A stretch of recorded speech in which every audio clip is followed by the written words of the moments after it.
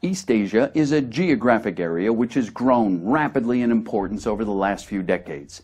After learning about many nation-states which exist in this part of the globe, many people would say that the most confusing situation involves Taiwan, which is commonly called an abnormal country, international orphan, non-sovereign entity, outcast, and even a pariah. How can we decide what Taiwan's correct place in the world order should be? Nearly 6 months ago, our editors hired a group of consultants to review scholarly papers and books on Taiwan, both in English and Chinese. In the end, over 80 papers, 100 internet articles, and 36 books were reviewed. We also looked at a large number of newspaper reports from the last decade. Our goal was to try and summarize all this data and present some solid conclusions. Unfortunately, however, we found that such a project was impossible to complete. This was because the more data we viewed in this, the more we found that it was filled with errors. Those errors crossed a wide spectrum from legal, historical, and cultural issues to the spheres of politics, geography, sociology, and so on. With that realization, we decided to change our goals and instead to produce a series describing the commonly seen mistakes that our consultants have noted. In the future, we believe if all relevant researchers, commentators, and editors could consciously strive to avoid these mistakes when writing or commenting on Taiwan, the quality of the reporting, research, and analysis would be much improved. We hope that all interested in Taiwanese affairs will pay special attention to the content of these videos. Commonly Seen Mistakes, Part 1.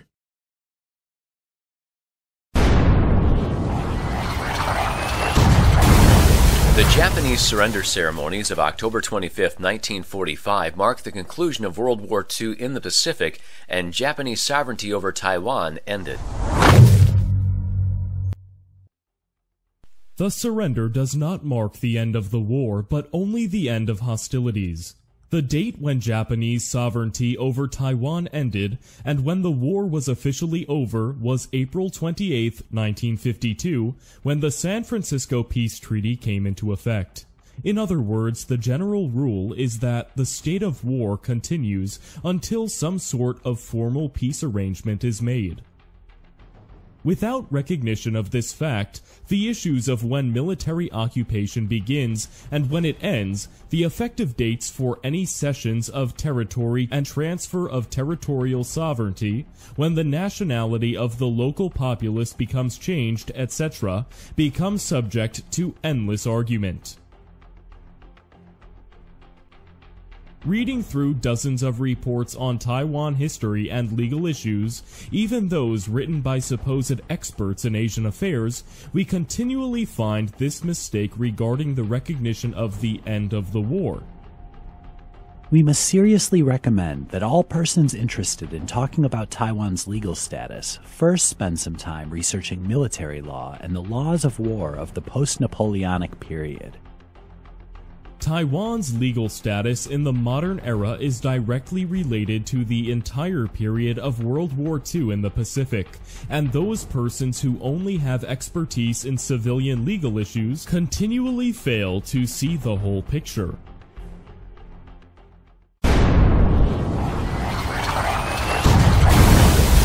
The transfer of Taiwan's territorial sovereignty to China was completed via the holding of formal Japanese surrender ceremonies in Taipei.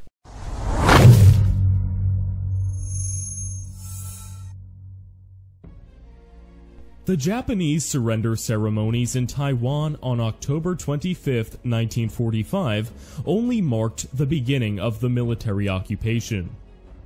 International law specifies that military occupation does not transfer sovereignty. We may ask, what is the legal status of occupied territory? It is convenient to answer this question by saying that occupied territory has not reached a final political status. Therefore, we must postulate that military occupation is a period of interim status. Another question might be, is there any period of time after which the occupying forces may claim the territory as their own and assert a legal annexation? The answer is no. In the post-Napoleonic world, the transfer of territorial sovereignty can only be done by making the relevant specifications in a peace treaty. Despite large amounts of Chinese propaganda to the contrary, the Allies did not recognize any transfer of Taiwan's territorial sovereignty to China upon the October 25, 1945 surrender ceremonies in Taiwan. For more authoritative information on this aspect, see our videos. The Truth of October 25, 1945.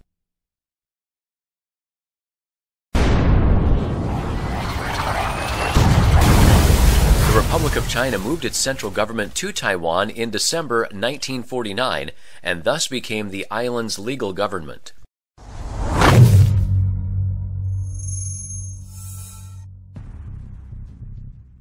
World War II in the Pacific ended in late April 1952.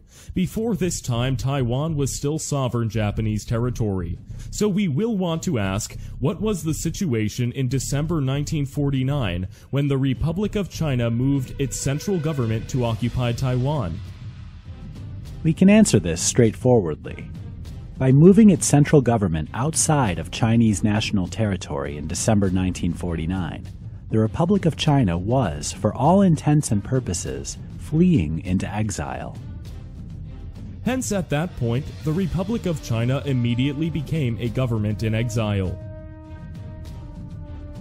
Many reporters and so-called Asian experts often say that the PRC and the ROC split amid civil war in 1949, and therefore China had been a divided nation since that time. Such an analysis totally ignores the technical legal details regarding the legal disposition of conquered territory, including the different stages of military occupation, the functioning of peace treaties, and the formation of exiled governments. At this point, we need to specifically make some comments concerning the important question of what are the international norms regarding how a government in exile can obtain full legitimacy in its current location of residence. In fact, international law does not recognize any procedures, courses of action, methods, or methodology whereby this can be accomplished. Hence, for the Republic of China to regain international legitimacy, it would have to move back to its former capital of Nanjing, China, and resume governance there. The chances of that happening are essentially zero. Taiwan was awarded to China in the post-World War II peace treaties.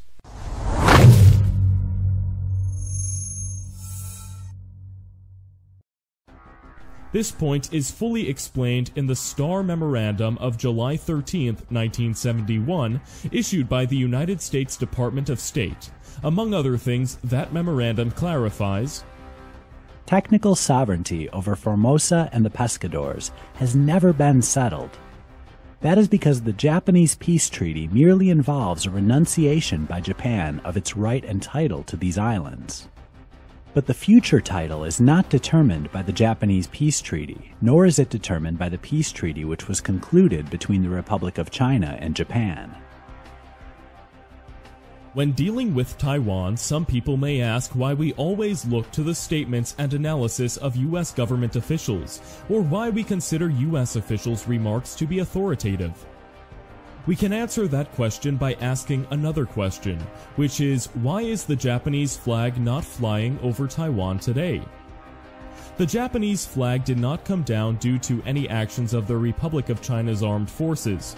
During the period of World War II in the Pacific, the record shows that the Republic of China military forces made no attacks against Taiwan or the four main Japanese islands whatsoever. All attacks were made by the military forces of the United States. Importantly, the act of conquest has given the United States a first-tier or topmost jurisdiction over Taiwan territory. Effectively speaking, the Republic of China is merely acting as an agent for the United States in conducting the administration of Taiwan. Of course, Chinese history books always fail to mention such details as these. Commonly seen mistakes, Part 2.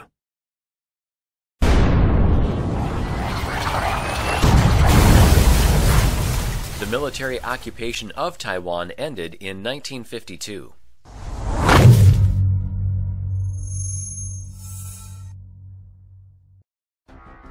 After the war, the military occupation of territory separated from the mother country via the specifications of a peace treaty does not end with the coming into force of the peace treaty. The U.S. Supreme Court has ruled on this issue on many occasions. Military occupation is conducted under military government. Hence, if Taiwan is occupied territory, we would expect to find some specifications about military government in the San Francisco Peace Treaty. Indeed, the relevant specifications are quite clear. The treaty directly stipulates United States military government, USMG, jurisdiction over Taiwan.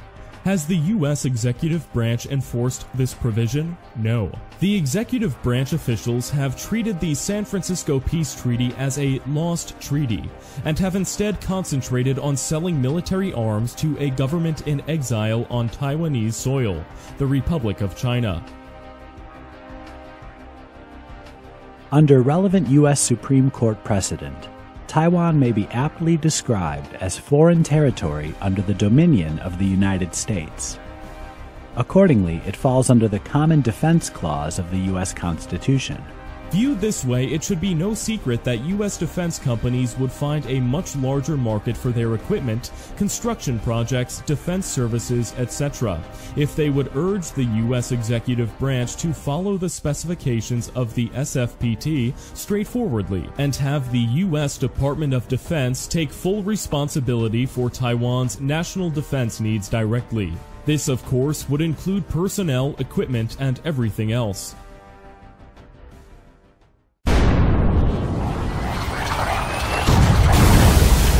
The Republic of China is the occupying power of Taiwan. Hence, its government officers can decide how to make all laws and regulations.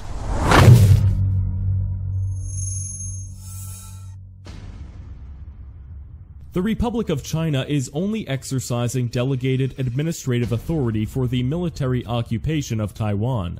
The occupying power, or more properly, the principal occupying power, is the conqueror. What does this mean? During the period of World War II in the Pacific, beginning December 1941, all military attacks against Taiwan were conducted by U.S. military forces. The military forces of other countries, including England, France, the USSR, Australia, New Zealand, the Republic of China, etc., did not participate. Hence, the United States of America is the principal occupying power of Taiwan. Under the specifications of General Order No. 1, issued by General Douglas MacArthur, the Republic of China in Taiwan is merely a proxy occupying force.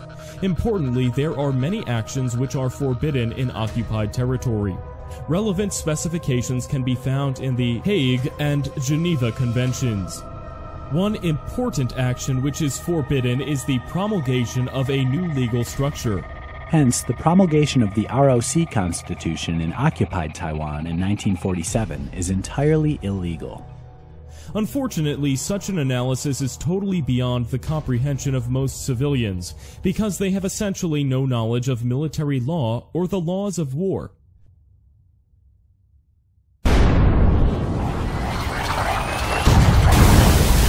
Taiwan was incorporated into Republic of China national territory via procedures in the ROC Constitution regarding new territory.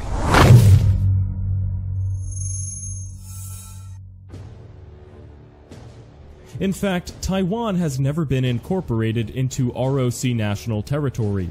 Article 4 of the ROC Constitution, entered into force December 25, 1947, specifies that the territory of the Republic of China within its existing national boundaries shall not be altered, except by a resolution of the National Assembly.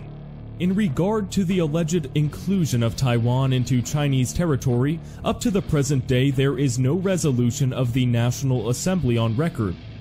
Moreover, the post-war treaties did not award Taiwan to China.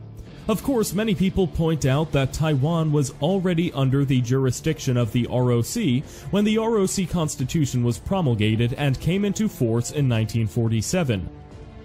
But this is questionable reasoning on two counts. In 1947, Taiwan was still under belligerent occupation.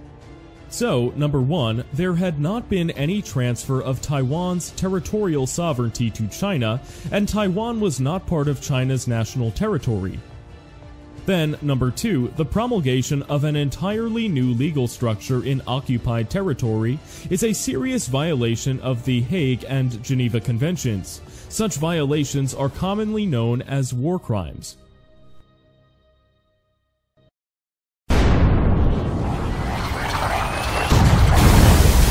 With no final disposition of Taiwan in the peace treaty, sovereignty is held by the local Taiwanese people.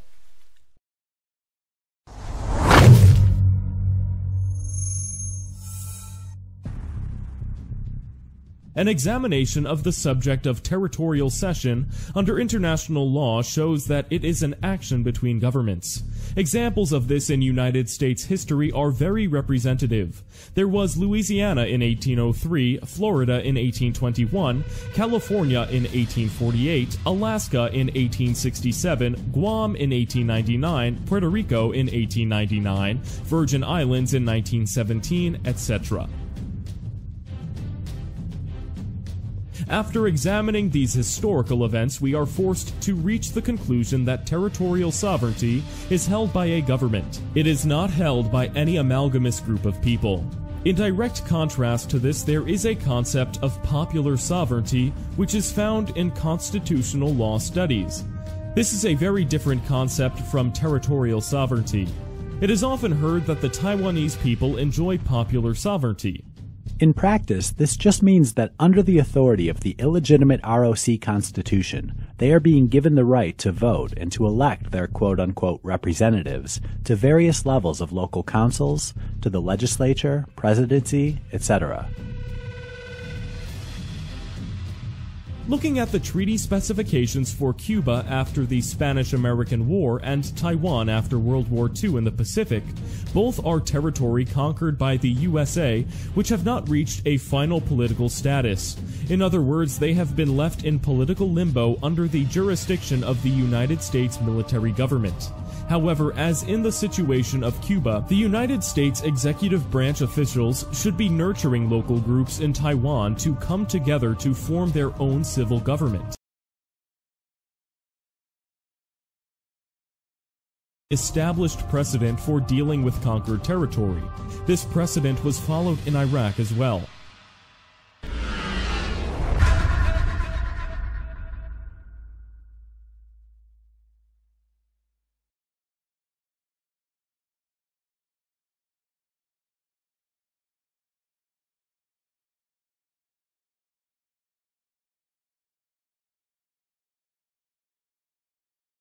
Commonly Seen Mistakes, Part 3.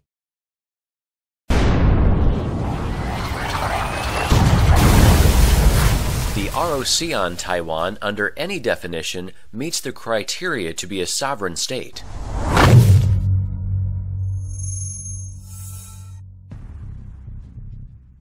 As stated previously, the Japanese surrender ceremonies in Taiwan only marked the beginning of the military occupation. Under international law, and specifically according to the Hague and Geneva Conventions, there are many types of actions which are illegal in occupied territory. Among these are announced annexation of the territory, mass naturalization of the local populace, enforcement of military conscription policies over the local populace, promulgation of a new legal structure. A quick examination of the Republic of China's supposed qualifying criteria for recognition as a sovereign state quickly shows that they are based on major violations of international law, such as the announcement of Taiwan Retrocession Day on October 25, 1945, the mass naturalization of the local populace on January 12, 1946, etc. Many foreign government officials often make statements to the effect that neither Taiwan nor the Republic of China on Taiwan are sovereign. At the most basic level, such statements are 100% true. What is unfortunate is that for the most part, these foreign government officials do not explain the reasons for their conclusions, thus leaving the native Taiwanese people both angry and confused.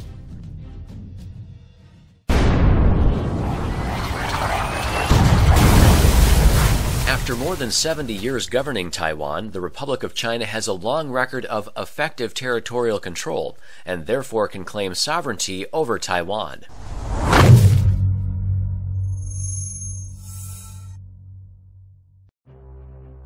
The issue being discussed here is directly related to the confusion generated by two different usages of the word occupation in English.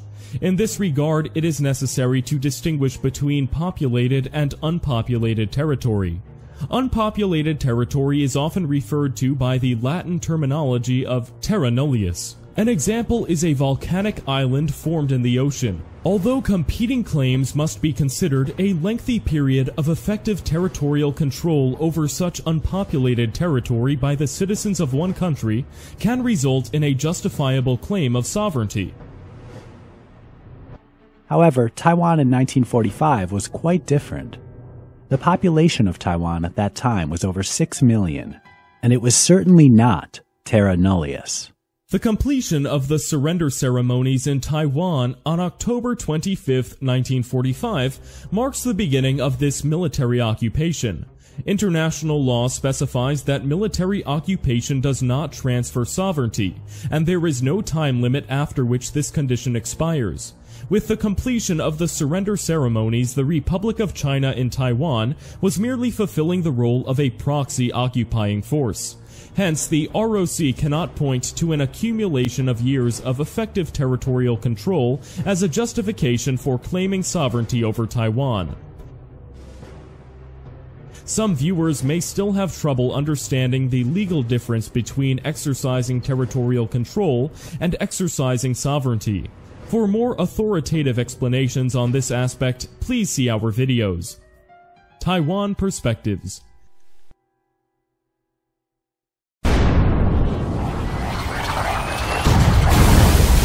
With the institution of popular elections for president in 1996, the ROC in Taiwan has already become a domestic regime.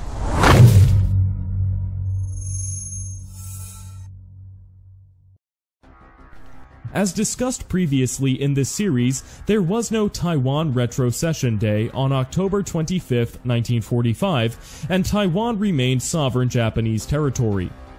Actions such as the mass naturalization of the local populace, the promulgation of a new constitution as the basis for an entirely new legal code, the implementation of military conscription policies, etc., are all forbidden in occupied territory. The historical record clearly shows that the ROC Constitution was written for the mainland China area, and later forced on the Taiwanese populace at the point of a gun. In Chinese scholarly circles, this document is commonly referred to as the Nanjing Constitution. It is not the true organic law of Taiwan. Elections held under the auspices of this constitution are only relevant to the maintenance of the legal framework of the ROC government in exile on Taiwan. Going back to examine the historical record, two actions could have caused the Republic of China to attain the status of domestic regime in Taiwan. First would have been for the 1952 San Francisco Peace Treaty to award the territorial sovereignty of Taiwan to China. Second would have been for Taiwan to be formally incorporated into China's national territory via the procedures specified in the ROC Constitution after late April 1952. However, neither of these actions did occur. Hence, for these and many other reasons, in Taiwan today the ROC remains as a foreign regime.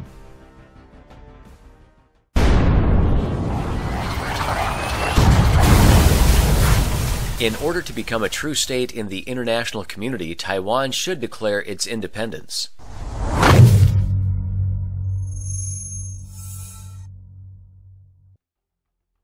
Although unknown to a majority of the Taiwan populace, over the period of the last 30, 40, or more years, there have been many Taiwanese people, both groups of private individuals and various fully registered associations, foundations, etc., which have taken out large advertisements in newspapers in North America, Europe, Japan, etc., proclaiming Taiwan's independence.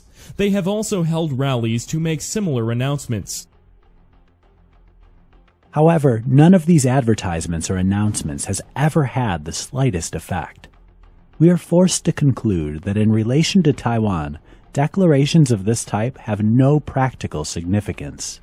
An additional problem is the sovereignty issue. As we know, Japanese sovereignty over Taiwan ended with the coming into force of the post-war SFPT in 1952. However, as discussed in detail in this series and in other videos on our channel, there are no international legal documents which can prove that Taiwan has ever been incorporated into the national territory of China. Such facts were confirmed by the decision in a 1959 court case in Washington, D.C., where the judges found that Taiwan was not part of the national territory of China. Therefore, since neither Japan nor China exercise sovereignty over Taiwan, the question arises, from which country should Taiwan declare its independence? The vast majority of Taiwan independence advocates are unable to answer this question. In fact, Taiwan's current international legal status remains as territory conquered by the USA, which has not reached a final political status.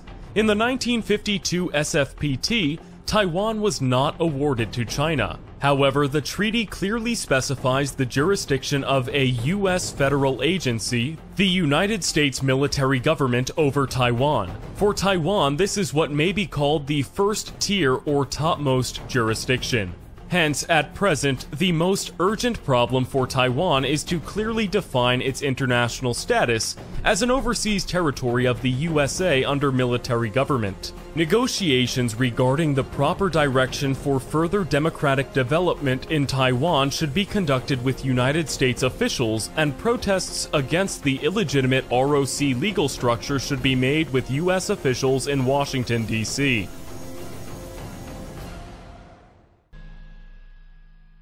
Commonly Seen Mistakes, Part 4.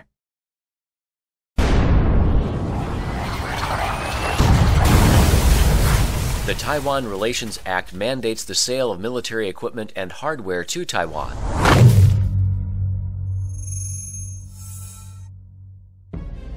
The Taiwan Relations Act uses the terminology of provide or make available to. The words sell or anything similar cannot be found in the Taiwan Relations Act. So what are the implications of this? We know that the Taiwan Relations Act contains a clause which specifies that the determination of Taiwan's defense needs shall include review by United States military authorities. Clearly, the United States Department of Defense would not be violating the terms of the TRA if it assumed full responsibility for the national defense needs of Taiwan. Ideally, this would be done by directly stationing U.S. military personnel in Taiwan and building military airports, naval ports, and shipyards, and all other necessary facilities.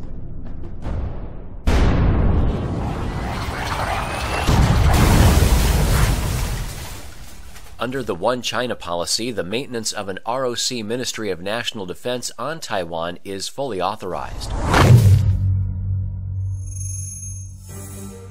The U.S. Congressional Research Service has confirmed that the U.S. executive branch has never recognized PRC sovereignty over Taiwan. Moreover, under the One China policy of the United States, there is no country called Republic of China. The San Francisco Peace Treaty of 1952 did not award Taiwan to the Republic of China. Additionally, the Taiwan Relations Act does not recognize the existence of an entity called Republic of China after January 1st, 1979. Based on the above, we are hard-pressed to find any legal rationale to justify the existence of a military establishment on Taiwan organized under the authority of a Republic of China constitution, and which requires all personnel to swear allegiance to the Republic of China. we are forced to conclude that such arrangements are clearly a gross violation of the One China policy of the United States and the Senate-ratified San Francisco Peace Treaty.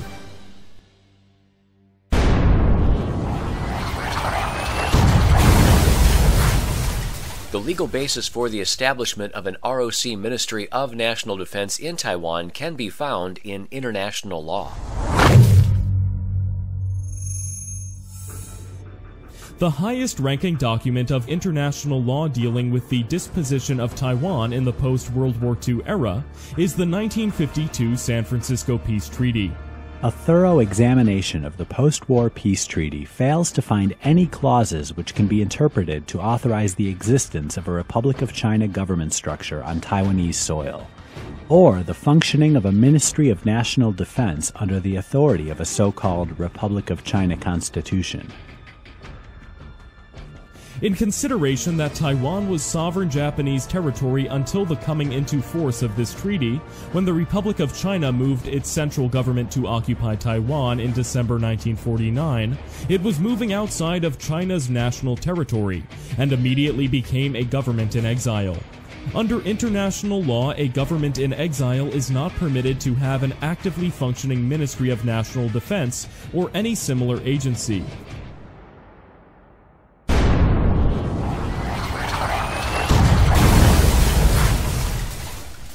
As a non-sovereign nation, the ROC on Taiwan is qualified to have military conscription policies.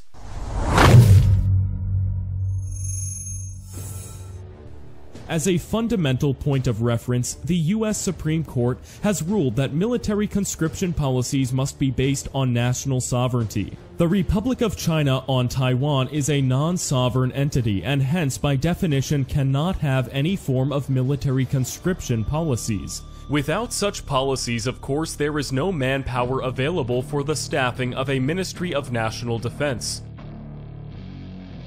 The often heard statement that the international legal status of Taiwan is undetermined or unsettled corresponds to the reality that Taiwan remains under a condition of military occupation in the current era. To put this in historical perspective, it cannot be repeated often enough that at the most basic level, Taiwan is territory conquered by the United States, which has not yet reached a final political status. So what does this mean? Is Taiwan independent? Or is Taiwan a part of China? Either the ROC or the PRC? Or is Taiwan part of some other country? The answer to all of these questions is no. In the current era, Taiwan remains as occupied territory. With this understanding, it is then important to note that both the Hague and Geneva Conventions forbid military conscription in occupied territory. The SFPT has placed Taiwan under the jurisdiction of USMG. In relation to Taiwan's defensive needs, our conclusion must be that under the Common Defense Clause of the U.S. Constitution, the United States Department of Defense should take full responsibility for Taiwan's national defense. This would include personnel, equipment, and all other matters.